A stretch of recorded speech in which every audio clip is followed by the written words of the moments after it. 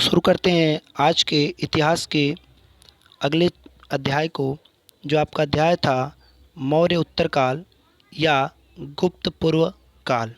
इसमें आपका जो पहला क्वेश्चन है वह है आपका कि अंतिम मौर्य सम्राट बृहद्रथ की हत्या कर किसने शुंग वंश की स्थापना किया था।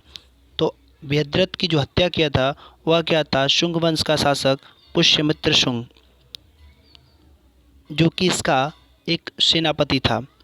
अगला क्वेश्चन है कि पुष्यमित्र शुंग मौर्य सम्राट बृहद्रथ की राजकीय सेना में किस पद पर आसीन था। तो वह उसका अमात्य यानी कि सेनापति था। बात करते हैं अगले क्वेश्चन की। दिया हुआ है कि कण्व वंश या कण्व वंश की स्थापना किसने किया था। तो कण्व वंश की स्थापना जो किया था वो किए थे वासुदेव।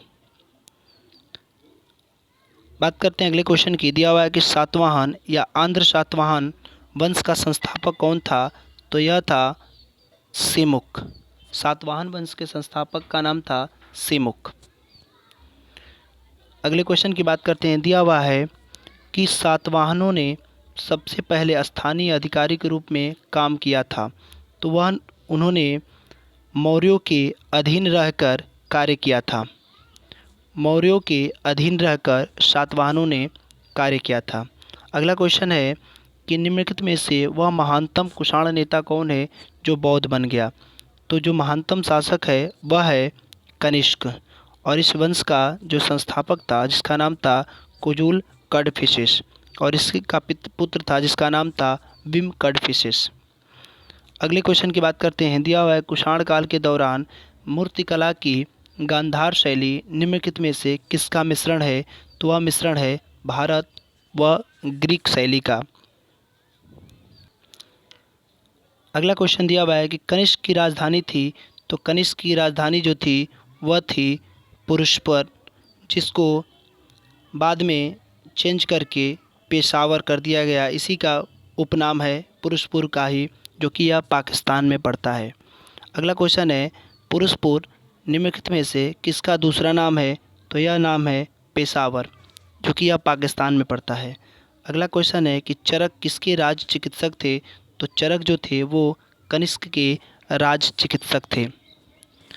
नेक्स्ट क्वेश्चन दिया है कि तक्षशिला के प्रसिद्ध स्थल होने का कारण है।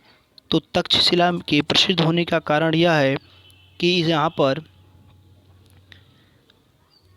गांधार कला की वजह से यह प्रसिद्ध था। अगला क्वेश्चन है आपका कि भारत में सर्वप्रथम स्वर्ण मुद्राएं किसने चलाई थी। तो भारत में सबसे पहले स्वर्ण मुद्राओं का प्रचलन वो किए थे इंडो बैक्ट्रियन ने। अगला क्वेश्चन दिया हुआ है कि किस संग्रहालय में कुषाणकालीन मूर्तियों का संग्रह अधिक मात्रा में मिलता है। तो यह मिलता है आपका मथुरा संग्रहालय में। मथुरा संग्रहालय में यह मिलता है आपका। अगले क्वेश्चन की बात करते हैं। दिया हुआ है कि निम्नलिखित में से सोने का सर्वाधिक शुद्ध सोने के सर्वाधिक शुद्ध सिक्के किसने जारी किए थे। तो सोने के जो सर्वाधिक शुद्ध सिक्के जो जारी किए थे वो किए थे कुषाण शासकों ने, और सबसे पहले किसने जारी किए थे। तो वो इंडो बैक्ट्रियन ने किए थे। अगले क्वेश्चन की बात करते हैं। दिया हुआ है आपका कि सातवाहनों के समय मुद्रा सर्वाधिक किस धातु के बनते थे। तो सातवाहनों के समय सर्वाधिक जो सिक्के बनते थे वो बनते थे शीशे के।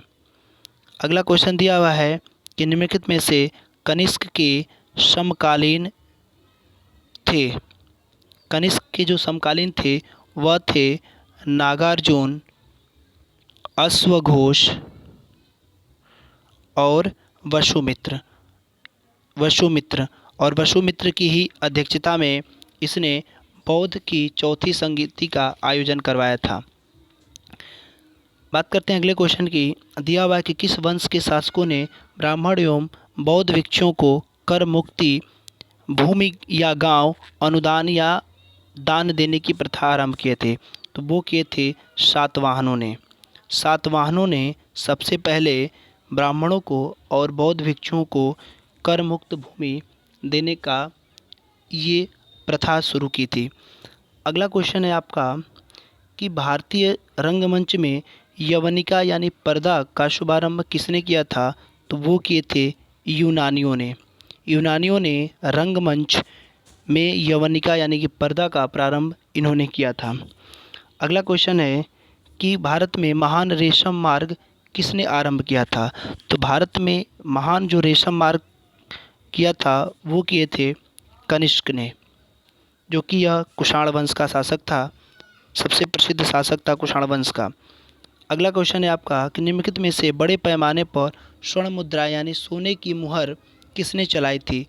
तो बड़े पैमाने पर जो स्वर्ण मुद्राएं प्रचलित थी वह था कुषाण शासकों के समय में। किसके समय में? तो कुषाण शासकों के समय में। अगला क्वेश्चन है आपका